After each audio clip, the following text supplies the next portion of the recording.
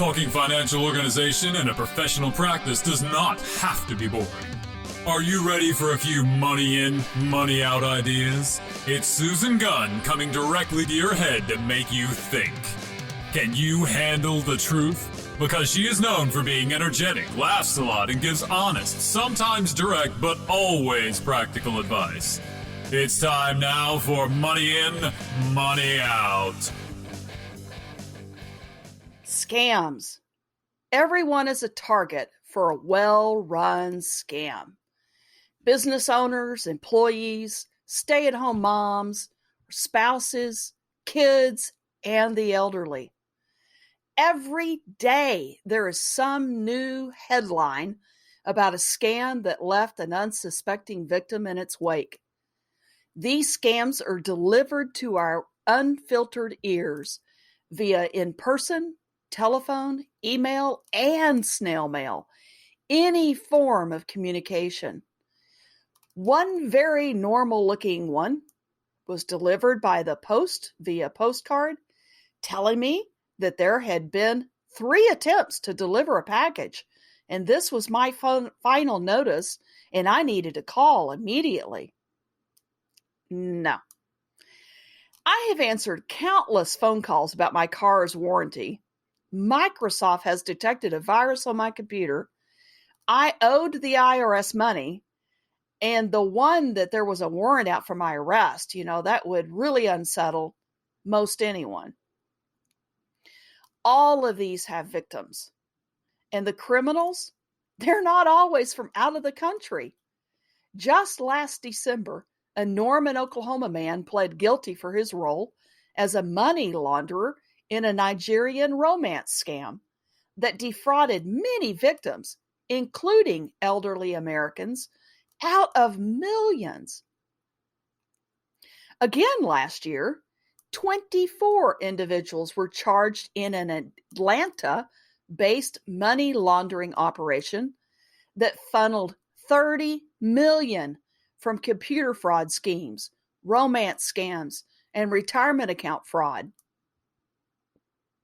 This year, a Florida woman was sentenced for her role in laundering money for an international telephone scam. That was interesting. This was actually one of those phone scams that tell you your Social Security number is going to be canceled. I had one of those phone calls, just to let you know, last week.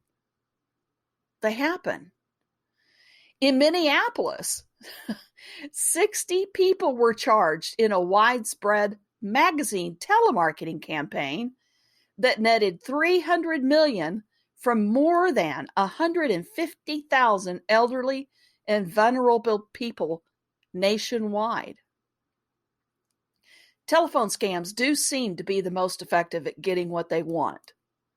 From someone claiming to be your grandson, their nephew, your endeared family relative that is in trouble and needs money wired, or that you're going to be arrested, some of those scams would take your breath away. And their script that they read counts on it.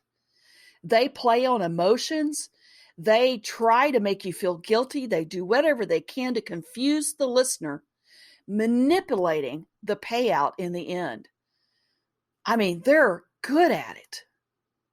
According to a Harris poll, 59.4 million Americans have lost, get a load of this, $29.8 billion to scam artists from March 2020 through February 2021. They said 1 in 3 people were home more, as indicated in the massive amounts of increase from the 2019 numbers, so they could answer their phone. 1 in 3, with more than 19% being a victim more than once.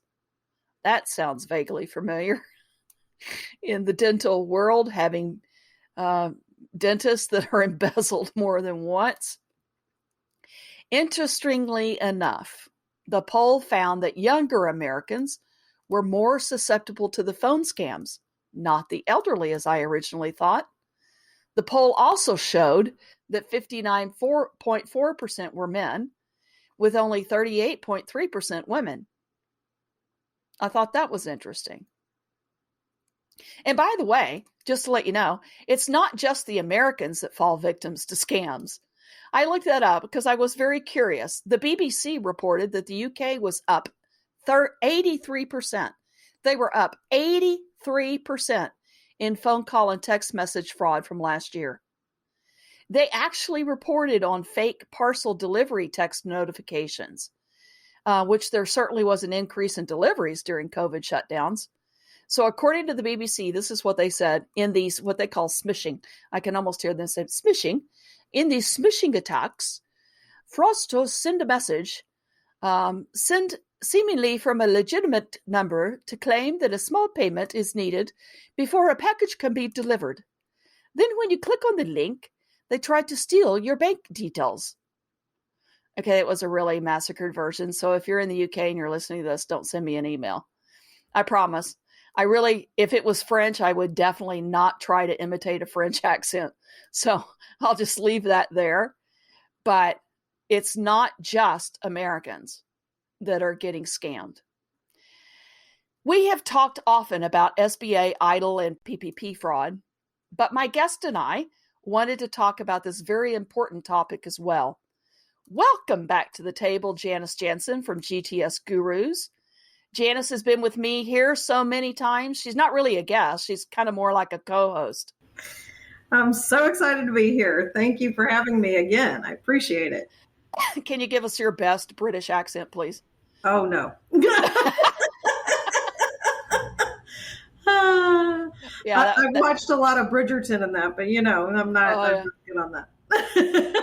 I watch BritBox, and so after I watch a show, I can do it pretty well. But yeah, that was spontaneous. That was very much spontaneous, Susan. I'll tell you, I can do a Texas accent pretty good.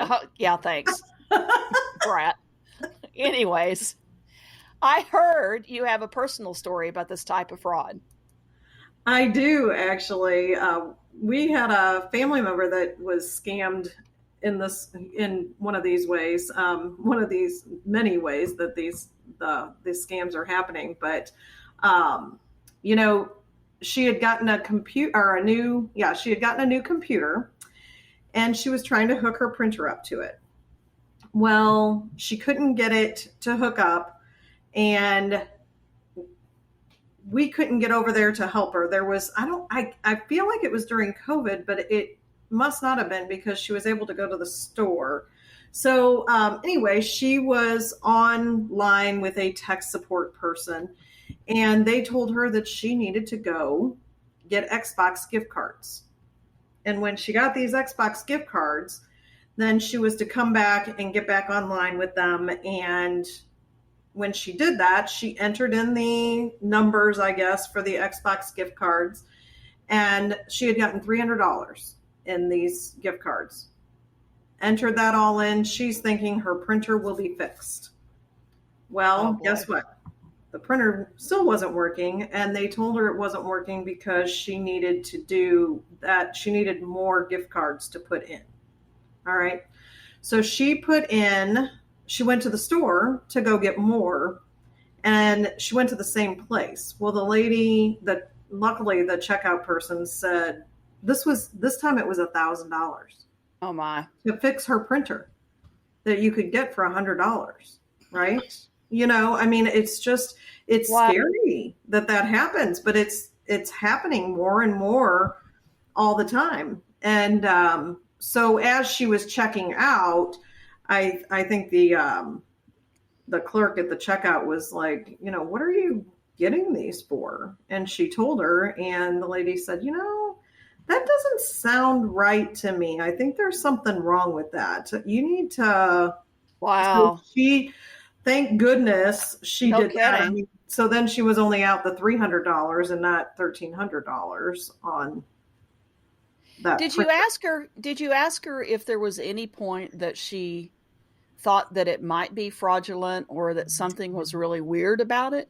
Yeah, we did. And she said she thought it seemed odd, but she didn't know any better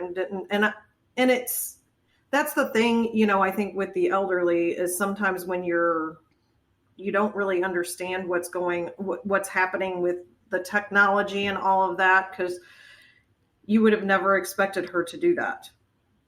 It's very interesting. I'm going to always be critical when I'm going to let go of money. Right.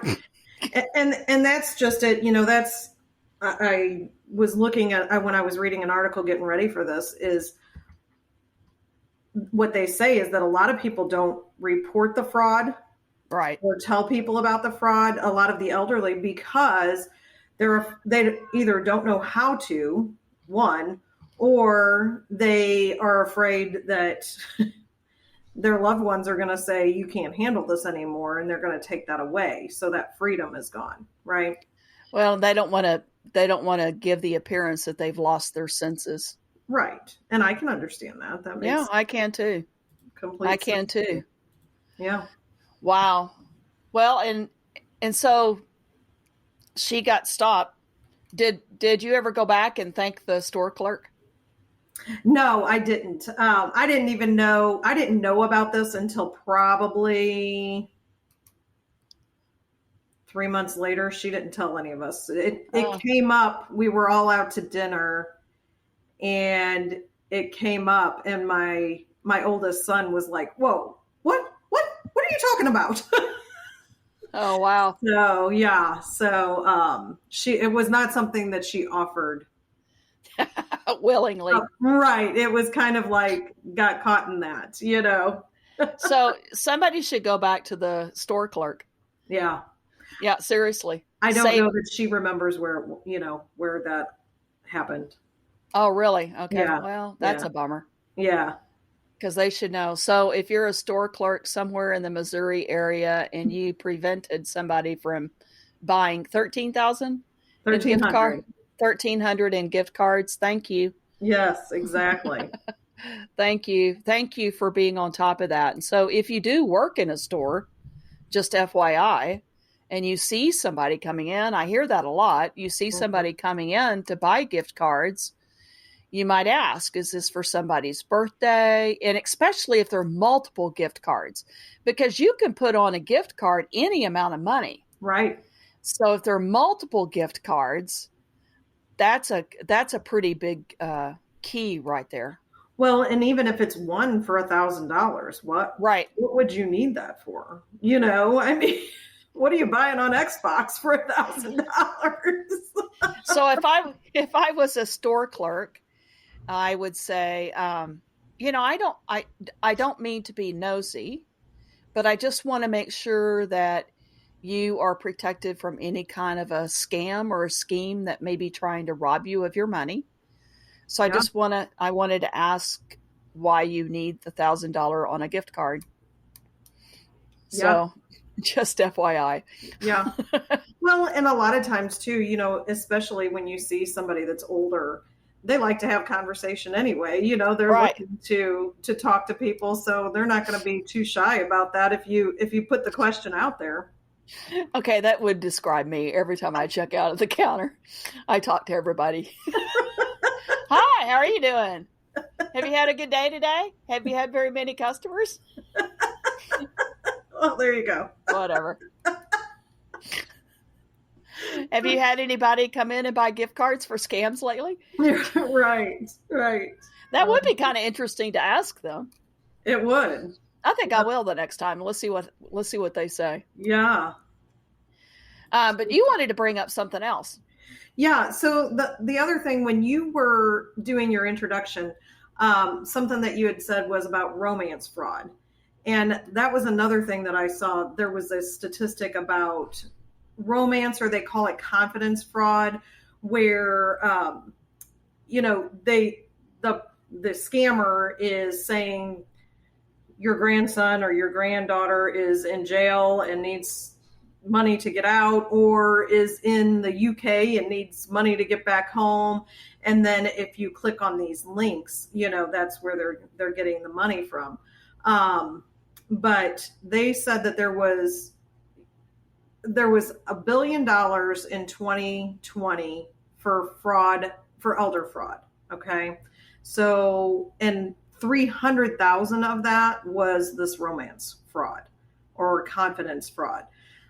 So that is very prevalent. I think, they're getting out there and the one story that I saw was that this victim was duped out of $2 million by somebody she met on Facebook. And she never met them in person. Never, they exchanged, they talked to each other a little bit on Facebook, kind of maybe wrote things on each other's wall and, went back and forth. And eventually they exchanged emails and that. And over time, this lady got scammed out of $2 million from this suitor that was out there trying to get her money. And it's just sad. Wow. It's really sad. In fact, I ran across an AARP article that was just released a couple of days ago. And the headline says, "Wooed on Facebook." Now that's two, right, Janice, on Facebook? Yes. Wooed on Facebook. Widow loses $39,000 in romance fraud. $39,000. So what did the FBI say? The FBI wants you to know that con artists prowl most dating and social media sites. Here's the deal. I'm single. Janice is married, very happily married, but I'm single. And I get that.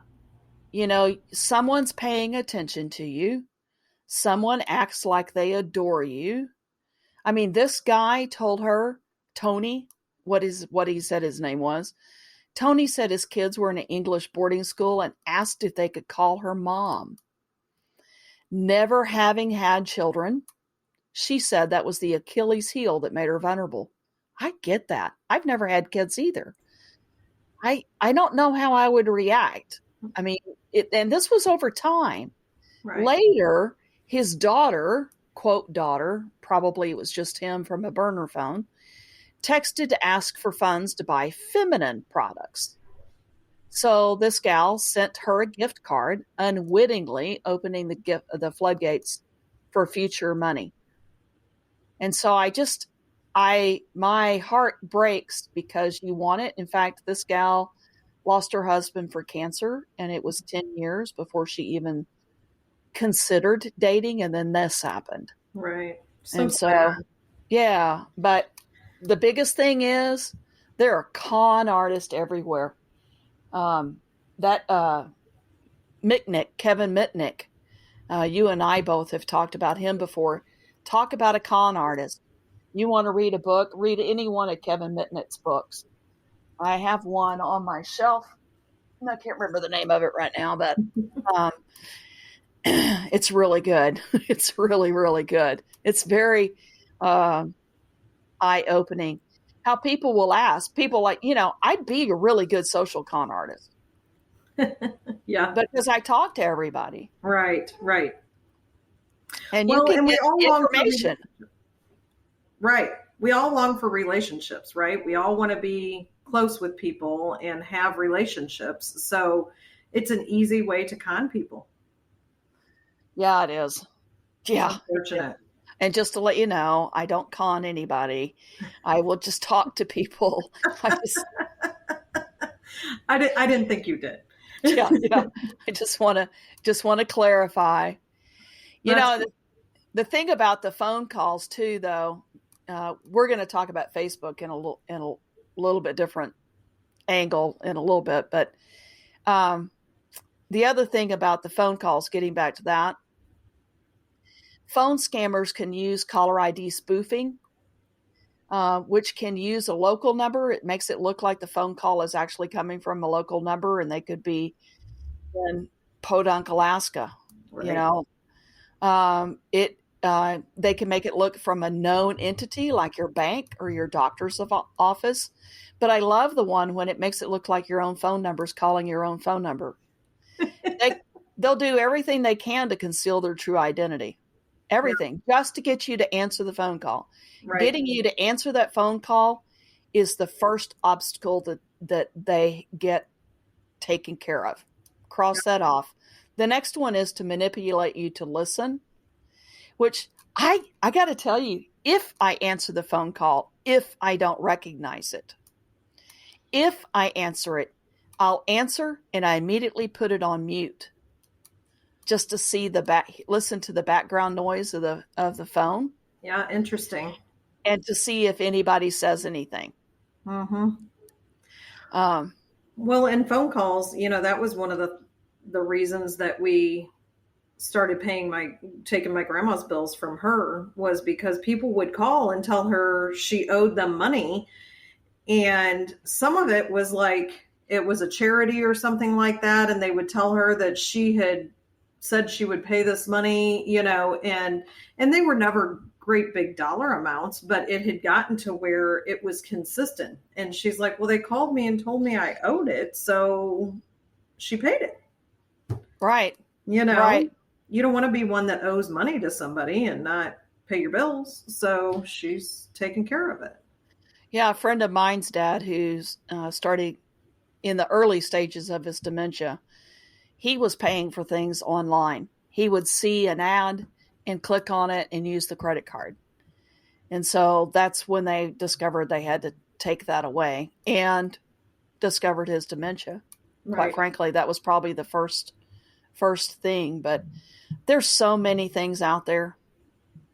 Have you gotten texts from AT&T telling you your bill's paid? I've gotten 3 in the last week. They say my bill has been paid and that I can click on this link for a little freebie. I think you're more important than I am. I have only gotten 2. Oh, well, yeah. I looked before we got on here because I was like, I keep getting these. And my husband showed me the other day. He's like, Jan, what is this? I'm like, do not click on that. But then I got one from Verizon this week. Oh my goodness. I don't have Verizon, but my bill is paid. Equal opportunists. Right. Do you block that phone number? I do. I block the phone numbers. And then also I just found out this week, Denise is my business partner. She was showing me on my iPhone that you can do it to where if you don't have the phone number in your contacts, that you can have it to where it doesn't even ring you. Like it won't even ring my phone if I don't have that phone number in. So for me, then I'm not bothered by it. If they don't leave me a message, then it must not be important, right? So now it shows on the missed call that I have a missed call, so I can go see if somebody did. But it doesn't even ring. No, it doesn't even ring. So I'm like, I just found that out last week, how to do that. And I'm like, ooh, that's really nice because then I don't have to. I wonder if I've got that setting. Notifications on your watch and all of that stuff. So I'm a Windows person, not an Apple person. I'm Windows computer, but I'm Apple on my phone. Well, whatever. So I will have to look and see if I have that. Yeah, you'll have to check it out. That's actually pretty cool. I have Nomo Robo. Oh yeah. So it on all of my devices. So if it's a known scam phone call or that it's suspicious, then it'll ring once and then it doesn't ring again. Oh, that's nice. Yeah. First time though, it actually did that to a client, and they had to answer the question to get me to have it ring again. Right. So always wait and then see if it's going to ring again. Yeah. But I don't answer phone calls at all unless I know who it is. Right. I don't answer. Do you? No, I don't most of the time, unless I'm expecting a phone call from somebody or something like that, or like if one of my offices, if I see that the number is one off from, and it's from a different line. Or the same area code. Right. But yeah, a lot of times I'm not answering if it's not in my contacts. So speaking of robocalls, according to CBS News, 3 New Jersey brothers will pay $1.6 million to settle charges of instigating more than, wait for this, not 1 or 2 phone calls. Nope. Not even 100 or 200 phone calls. Nope. Not even 1,000 or 2,000 phone calls. Nope. of instigating more than 45 million illegal robocalls nationwide. How in the world? Yeah, including tens of millions that were on the FTC's Do Not Call registry. I just can't wrap my head around that number. And they were made in a 15-month period. So crazy. 45 million. So that's grief. 3 million a month. Right. Yeah. That 3 million a month. Crazy. Probably 7 days a week during normal hours. Probably from 8 to 9. Yeah. I got a phone call one time at 8 o'clock in the morning, and I rolled over and looked at it, didn't recognize the phone number, and went, "It's none of my friends. They know not to call this early, because it may be I haven't had my second cup of coffee." That's right. So, I mean, it's amazing to me. Some of the areas that are doing the phone calls, charities, this is according to the FTC, charities. So I get these phone calls all the time from the firemen and the police fund, raising money. But, how do I know? I don't have any proof that they're really the firemen or really the police. Right. And so I have a hard set rule. I don't donate on a phone call, period. I will choose my charities and I will donate directly to them. Yeah. I think everybody needs to have that policy. It sounds really hard and harsh, but I'm going to keep my private information private and not give that out, including my credit card numbers. Well, and unfortunately, that's the world that we live in right now, and that's sad, but we have to protect ourselves. Yeah, no kidding. Yeah. Well, in another area, extended car warranties. How many phone calls do you get a week for your extended car warranty? Yeah. That for extended cars and like for your computer and all of that stuff too. Any tech stuff, they send those out as well. So. Yeah, but I get the car warranty stuff, and I already have a car warranty, and no, I don't need it extended. Right. Yep. It's like, oh my gosh. And if it just came up on my screen, car warranty or something, so I could see. No kidding. Just delete. Not interested. Delete. Investment scams is one of the things they were talking about too. And I've heard of this, the crypto asset related investment frauds. Yeah. Most people don't understand crypto to know to invest. Right. So it will sound like a really good deal, and they go into something they don't really know. Yeah. Because it sounds like a really good deal. If it's too good, if it sounds too good to be true, it probably is. Yes.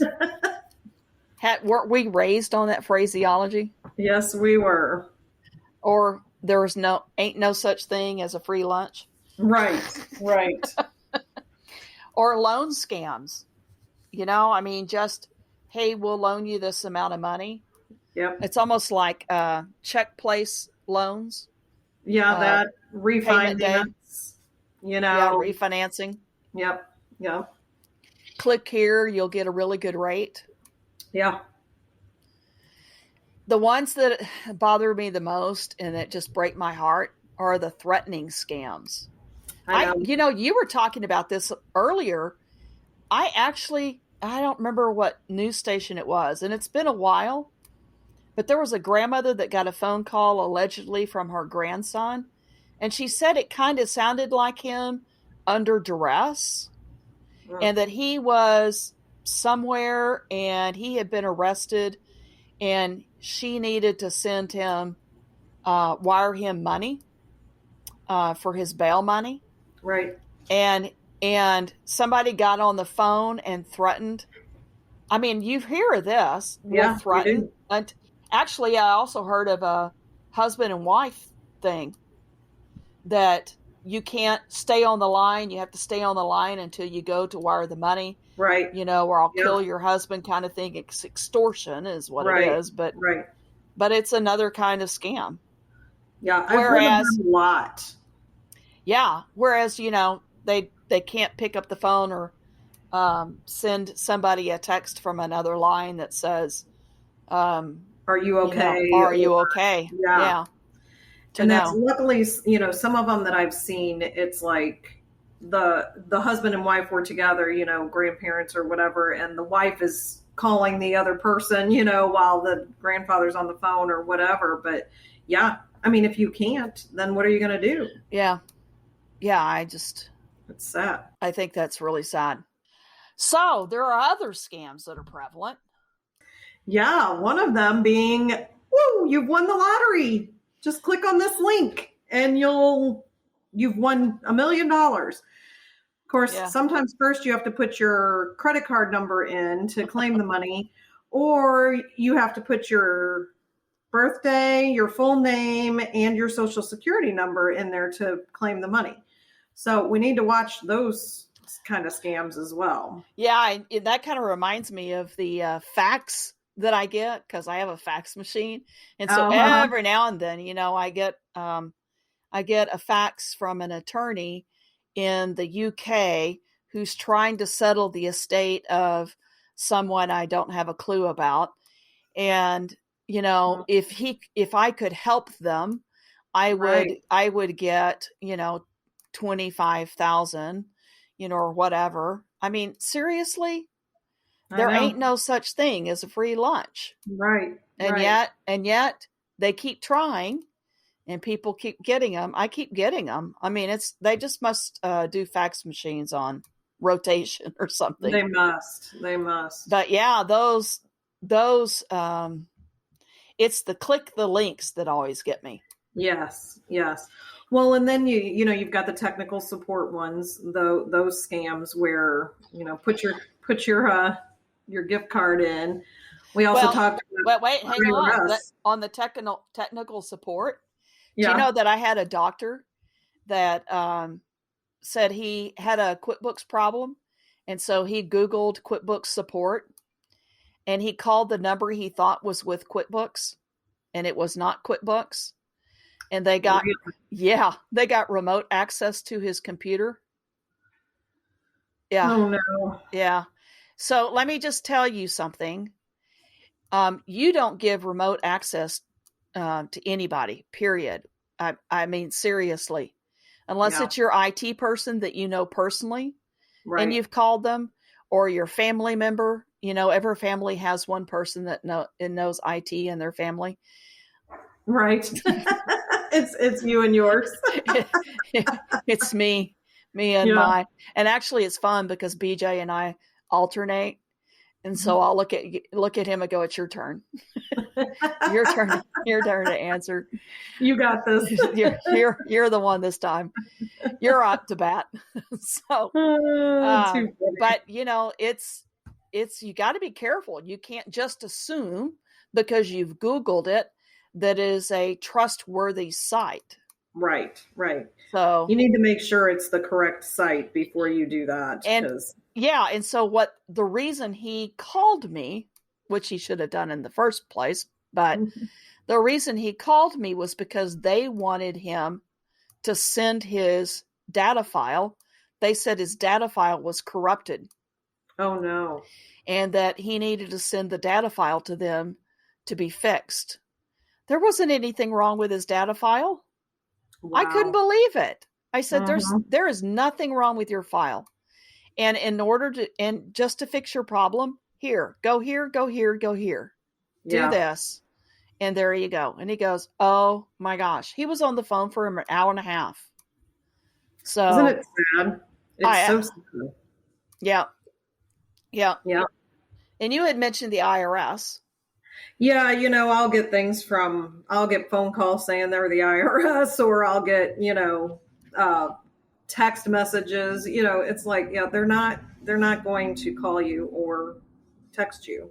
They don't do that. So don't fall for those. They won't call you and tell you that you owe thousands of dollars and to please go get gift cards so that you can pay them. And I'll tell you, none of those people are going to call you. If it's the police, they're going to send an officer to your house if there's a warrant, or they'll just wait until you get stopped for a ticket, and then you find out you have a warrant.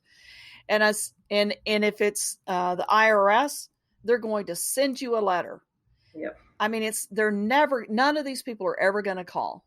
No. And then, of course, you have identity theft, when that's pretty much what we're talking about with all of this. But, I mean, I have an aunt that's had her card number stolen a number of times because she uses Instacart or, something like that, and somehow gets hacked. It happens all the time. So watch your bank accounts and make sure that you've got, that you recognize everything that's coming through your credit cards. Yeah. So, Europe has chip technology down pat. And we have just started, I mean, seriously, just this last year and a half, right? Pretty much all of my cards now have gotten chip technology. Yeah, and yeah, my gosh. So my credit cards, when they get stolen, they can't duplicate the chip. The chip cannot be duplicated. That's why the chip is so important. And so when the credit card number is used fraudulently, it's not the chip. And so it's slid. And so they tag it as something that's fraudulent when they know that a chip could have been used at that merchant card machine. Facility. Right. Yeah, that's great. Well, and I remember when you came back from Europe, you said that they used chips everywhere.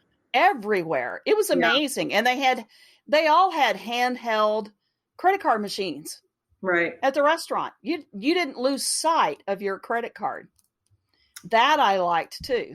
And you're seeing that more and more. I'm seeing that more and more when I'm out, but still not all the time, for sure. But COVID has sure advanced that technology. It has, for sure. But I do not like losing sight of my credit card. Right. I want to keep it in view of all times. It's a lot less likely to be stolen. Right. But those numbers that they gain and that they cull, fraudulently are all sold on the black market, on the dark web. And so that's, hopefully you have a credit card company that is really on top of that, which is why I say never use a debit card in a public place. Right. Janice knows I hit this all the time. I don't use my debit card very much at all anymore, but I will say that if it does get used, I have noticed that the banks they're a lot quicker on that. They shut it down because I was in Key West and I used my debit card for lunch or for something. I think I might've went to like Walgreens to get something. And, they sent me, I got a fraud alert. Yeah. Is this you? So it was good.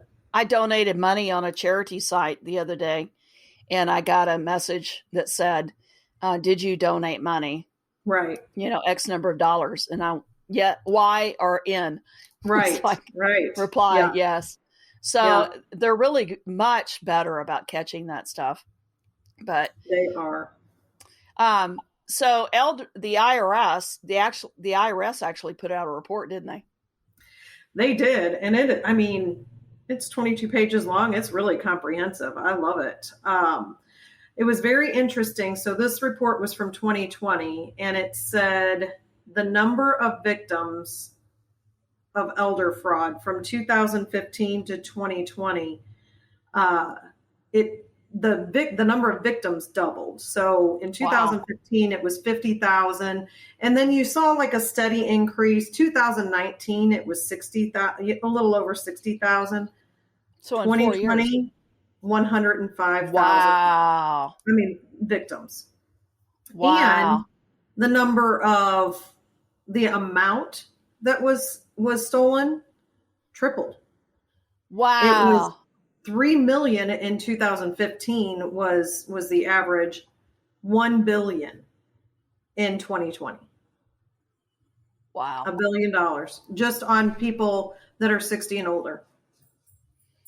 Yeah. So, and honestly, Susan, that's the ones that reported it. So it's probably a lot higher than that.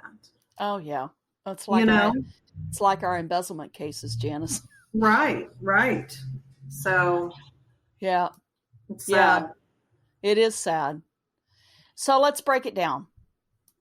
How can we or our loved ones not be a victim of a scam? How do we help them combat from being a victim? Yeah. One of them is don't ever provide that personal information on the phone. Absolutely. And what do you call personal information? Just to clarify, what do you not give out over the phone or in an email? Your birth date, your social security number. If they're calling me, I'm not giving them my full name and all of that information because they should have it. If they're somebody that I owe money to or something like that, they should have that information. I'm trying to think of what else. Even your address. Right, because they should have all of that. They should have it. Right. They should have the phone number. They called you. Right. Exactly. You shouldn't have to give that to them again. Right. So if they say they're from a company that you normally deal with, I will say that one of the things that I've recommended is to hang up the phone and call the electric company. Right. And say, did you call me?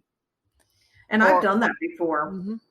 Was this you? And they're like, oh yeah, that was us. We were looking to update whatever, but yeah. I actually had a credit card company send me an email and I called them and said, did you send an email blast? And they said, yes. And I said, was this the content? They said, yes. And I said, that's the stupidest thing I've ever heard of. Why would anybody send an email blast and ask to verify information? I mean, it was like, can you please tell them to stop doing that? Right. Doesn't make any sense. No. So the other thing that I would say is if you don't know the phone number of who's calling, then don't answer. We talked about that already. Right. Because they'll either call you back or they'll leave you a message, one or the other. Right. Even if it's the hospital. Because I will say a lot of times if there's a crisis going on or emergency, you will almost always answer the phone. And it will be, I believe, I haven't read anything recently, but I remember hearing this in the past, that the number of phone calls that are answered, that means you have an active phone line. If it just rings and rings and rings and nobody answers it, then it's, you don't get on that callback as much. Oh, gotcha. Does that make sense? Yeah. It's kind of like replying to an email, unsubscribe, when you've just validated the email address. Right. Oh, goodness. So in light of that, then the third thing I would say is be sure you block and report all spam calls. Kind of like what you were talking, Janice. Right. Yeah. I always block them. If it's somebody that, that I don't know or that is asking for personal information or anything like that, I block it right away because I don't want them calling me back. And chances are they're going to find another number to, they probably have 50 phone numbers that they use, but block that one. At least you've cut one down. Yeah, no kidding. Well, and the same thing for the non-personal text messages. Oh my gosh, with this last election, can I just say how many personal text messages I got from everybody that was running for something? Right. And it was like, okay, stop it. Yep. Block. Right. I did. Yeah. Or raising money or raising awareness for. That's great. I'll go to the website and I'll look at that and I'll decide, but I'm never responding by clicking on the link.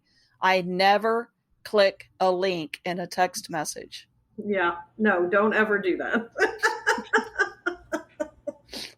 We both know. Never do that. Don't do that. Well, and I mentioned Nomo Robo. Have you ever used that? I have not. Mm-mm.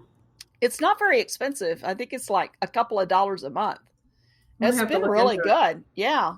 It's been really good. And I know that there are other products out there like that. Yeah.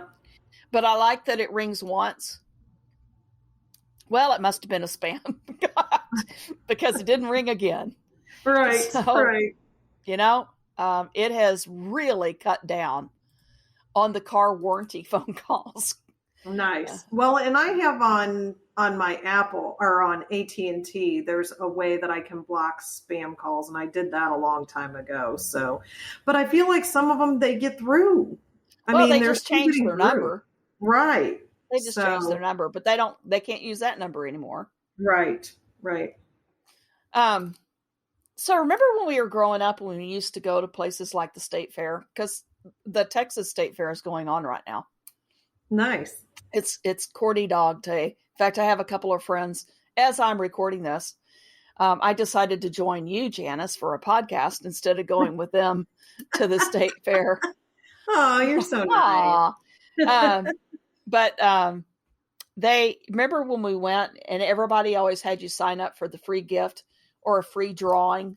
You could do this, or you'll see the cards at the restaurants or the gym. If you just drop your card in here, we'll do a free drawing. And really all they're doing is calling email addresses, calling phone numbers, calling names. Don't be fooled. Never give your phone number out to someone you don't know. Now, I don't know what that means for pickup lines, but give somebody else's phone number. Right? Yeah, that is the thing to do, right? Right. But never give your phone number out to somebody you don't know. No personal information. We talked about that, about not doing it on the phone. Well, don't write it down either. Those free drawings, that's all they're there for. All they're doing is culling leads to be able to call for sales calls. And you know what? They're trying to earn a living.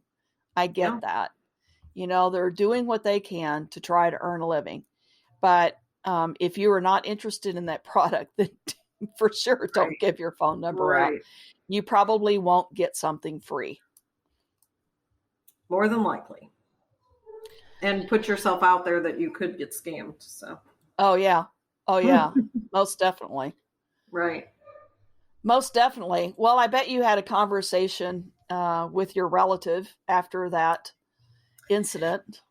Yeah, and that's the whole thing is, I think that what we need to do is be talking to each other, talking to our elderly relatives, and letting them know that call me before you're going to do something. Call somebody and ask before you're going to do that. Don't just go buy the gift cards. And again, part of it is, I think it's embarrassment or looks like you don't know what you're talking about. But I would rather get that phone call on the front end instead of having to worry about somebody losing money. That lady that lost $39,000 on the Facebook thing. It's if she had talked to somebody and talked it through, then she might have had somebody that would have said, well, that doesn't really sound right. Does it? Have you met this person? So I think that we need to have these conversations and let our loved ones know that it's happening. And honestly, not just the elderly loved ones, it's everyone, Well, and that's one of the statistics I saw, that actually the younger people were more subject to scams than the elderly. Well, and I think they're much quicker to click and, what did I get? So without thinking it through. Right. They're still trusting. They're not as cynical as the rest of us. Exactly. So education, that would be the next thing I would say is just assume that everyone doesn't know, and to make it a part of your conversation. Talk about it with your friends, among your friends, with your families. Just make sure everyone knows, because there are, again, social con artists out there that are doing everything they can to get little pieces of information as much as they can. I mean, and we've kind of already talked about never click on a link from anyone. So I have a friend that will send me something through Messenger, And every time I will text her, did you send me a link in Messenger? And she'll say, yes, I did. Okay. Then I'll click it and look and see what it is. But I don't click on anything unless I validate that they actually sent it. Right. Yeah. Yep. I never assume. No.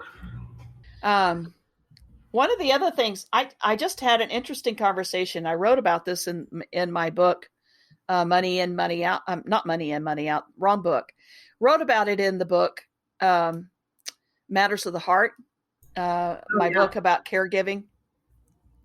That one of Mom's doctors, when Mom was in ICU, actually it was one of Dad's doctors when Dad was in ICU. Hard to keep those straight. No kidding. Yeah. He had identity theft just that day, found out that he was buying a house in Detroit, Michigan. And he's like, I've never even been to Detroit. I didn't know I was buying a house. Well, I happened to see him last week. And I said, I tell that story all the time. And I wrote about it in the book.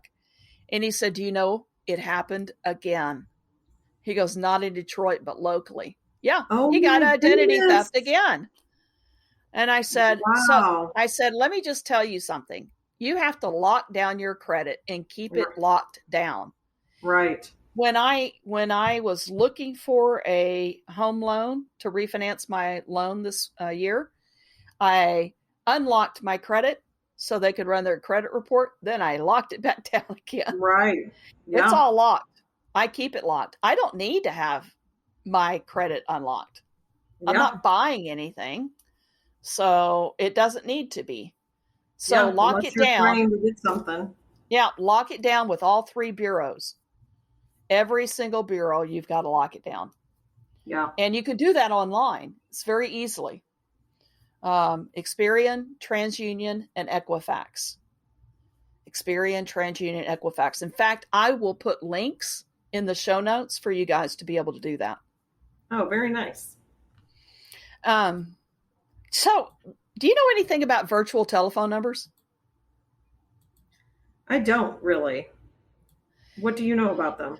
Well, I know Google offers a phone number. Yeah. And you can get a Google phone number. I've had young doctors that didn't know where they were going to land get a Google phone number so that they could use that number instead of giving away their personal cell phone numbers. Oh, gotcha. Yeah, that's a good idea. Isn't that a great idea? Right. So one of the articles that I read, the FBI suggested to use a virtual phone number. Interesting. Well, that would be the phone number you could give then. Yeah. So if you give it anywhere. Instead of giving your personal cell phone number. Right. That makes sense, right? I thought that kind of sounded interesting. So when my nephew was doing interviews for his new position, he gave a Google phone number. Oh. And when people were calling him about the interviews, some of them were using, he said it was interesting. You could tell because there's a prefix. So, yeah, you could tell they were Google phone numbers, but that's a great idea. Yeah, it will forward to your cell phone number. They just don't know the cell phone number. Right. I like that. Yeah, that's pretty cool, right? Yeah, it is. So, one of the other things that I'll tell you about, you're not there yet, but some of our listeners might be. Oh my God, I've never gotten so much crap. Seriously, crap. I could have filled at least 3 recycle bins full of all the Medicare stuff I got. Oh, For 6 months. 6 months, I'd get 2 to 3 pieces of mail a day to help me figure out about Medicare. Okay, here's the really scary thing. They actually showed up at my door. You're kidding me. I'm not kidding you. I had 3 show up at my door, and I didn't answer the third one. He came once, same car. That's how I knew it. It was the same car, dressed differently, had a gift bag with him. How do I know he wasn't a serial murderer? Right. And he didn't have, maybe I watched too much crime. listened to too many crime podcasts. But how do I know he didn't have duct tape in there or zip ties? I'm the same way. I don't like answering the door. I love my ring because I can see who it is before I answer it. But you know what? My mom grew up in a really small part of Arlington. I mean, it was small then, and now we're huge. But she would open the door for anybody. Right. And so you need to have conversations with your family, everyone, to never open the door if they don't know who's on the other side. I will tell you, my kids will not open the door if they don't know who. And they're older now. They still won't. They're like, my daughter especially, she's just like, and she watches a lot of crime shows too. She's like, I don't know. They could be an axe murderer. They could be coming to get me. I'm like, yeah, don't answer it. You don't know who it is. So this guy didn't know that I was there. And he left a sticky note on I kept it at one point. It was on my desk, but he left a sticky note on my storm door, and it said, "This is the third time. Please call to." The wording sounded urgent, and it made it sound like it was a signed for letter. Oh, gotcha. And so, I mean, I even contacted a city council person and a police and said, this was fraudulent. It was nothing of the kind. He's selling Medicare plans. So crazy. Yeah. So deceptive. Yeah. They just don't know. They just, I don't get it. So kind of the last thing that we wanted to say was, oh my God, if I see one more time that somebody's been hacked on Facebook. Yes, lots of things on Facebook. And, one of the things is I love those questionnaire things that ask you. Oh, Lord. What's your maiden name? I mean, not the maiden name ones and that so much. I don't like those, but the ones that say, have your kids answer these questions, my kids are all older now. So I'll tag them in it, but what they'll do is they'll copy it and send it to me in a text with their answers so that we're not putting the answers out all on the World Wide Web. We are just having a fun conversation between the family. We have a family group chat, and a lot of times those just go on there and people are laughing. And so, yes, let's just do a refresher course here about the internet. If you put it out there, it's permanent. Right. Whatever post you make, it's permanent. It can be found. If you answer those questions, it's permanently out there. All those questionnaires, they are just social con artists that are drilling for that information so that they can sell it on the dark web, so that they can hack into your bank accounts for those security questions. 6 or 7 years ago, I wrote a blog post about that and said, stop it, you guys. Right. If you looked at some of the questions they have, they're the security questions for QuickBooks. Right. And I was like, or for your bank, what color was your first car?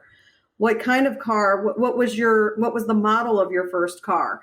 And again, I mean, I understand that they're fun, but you're putting your personal information out there, and then maybe it only answers one question on this questionnaire, but if they got you to answer that one, then next time the next question will be on there, Oh, yeah. Then you put them all together. Right, exactly. And they've got access. They need. Yeah, no kidding. So, and just to clarify, if someone duplicates your Facebook image and all of that, you have not been hacked. They've just spoofed you. Right. So the reason they've spoofed you doesn't have anything to do with your password. I just want to clarify that. You can change your password. It might make you feel better, but that's not it. You need to tighten your security in Facebook. let me tell you where this is. So when you go up to your Facebook page and you see an arrow at the top that points down, it says account. When you click on that, you'll see settings and privacy. You'll see privacy checkup. You can go in there and see how to secure. There's one that says how to keep your account secure. Right. Really great information. You guys need to tighten up your security. It really, I mean, in 1 week, I think I had 20 friends that were spoofed. Wow. Wasn't me. Sure. You keep saying that today. Wasn't me. I didn't do it. Wasn't me. I don't do that anymore. Oh, anyways, man. I just wanted to be sure to go over that because I get a lot of questions about that. And if I see it, what you want to do is report it to whoever is spoofed can report it to Facebook and they'll take it down pretty quickly. Yeah. And so reporting it is easy. You can Google search that. But we have had, you and I could always talk, period. and we do. Thank you so much for joining me again, Janice. I know we already have been talking about how we want to do another SBA idle loan and PPP fraud podcast. Yes. So, I mean, the stories for those are just coming out. Those things have a life of their own. Yeah. They are perpetually happening all the time. I really appreciate you joining me. You are like a co-host and we have a lot of fun. I hope that the listeners enjoy it as much as we do. Do you have anything that you want to add in closing? I just be diligent and really be diligent with your own information, but also talk to your friends and relatives and let them know to be diligent with their information as well. Especially your older family members, because they're the ones that are more likely to get, to be victims of the fraud. I think I was thinking as we were preparing for this, I thought, probably the older people are getting higher rates of the fraud because maybe they don't understand, but then also because they actually have money. The younger ones don't have as much money. That could be. Yeah. That could be. But I thank you for letting me join you. This was fun. I enjoyed this.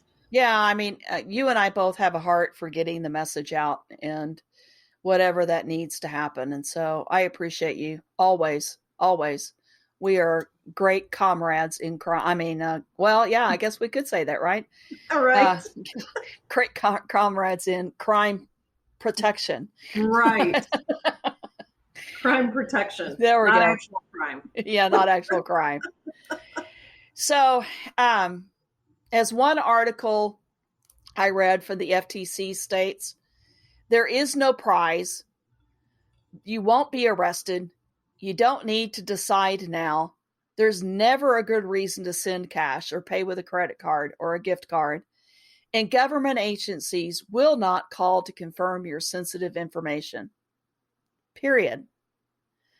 You should never have to give out personal, private information on the telephone. Many of you know that I cared for my elderly parents for 16 years. I mentioned it earlier. The book I wrote, Matters of the Heart, is available on Amazon. And that was a shameless plug. But I wrote the book I wish I would have had before I started caregiving. If you're in that situation or you're about to be in that situation, consider that book as an investment of your heart. I talk about so many things in that book that could help protect your loved ones as they're aging. It's a process. We're all aging a little bit every day. Dad could have cared less about technology, but Mom loved email. And guess what? She fell victim to an email telling her that her email address was going to be deleted unless she clicked the link. She did, and I had to scrub the computer. It's all right. It was a learning process. Education's key. Having conversations with anyone and everyone will help protect the ones you love. You love them? Protect them. Never assume they know. Never assume that filter is engaged. Under the right situations at the right time, anyone can make an emotional decisions that they believe to be the right decision, only to find out they've been scammed. And all along, they were just trying to help, or trying to figure out something, or trying to get help. Have these conversations in addition to protecting yourselves. And feel free to share the podcast with others in hopes that it will help prevent someone you care from being a victim. And until the next time, be safe and lead with integrity. That's a wrap for this podcast of Money In, Money Out. Thanks for listening. Be sure to write down the most valuable tip you learned today so you don't forget it. And remember, you can find out more about all the valuable books and services Susan has to offer at www.susangunsolutions.com.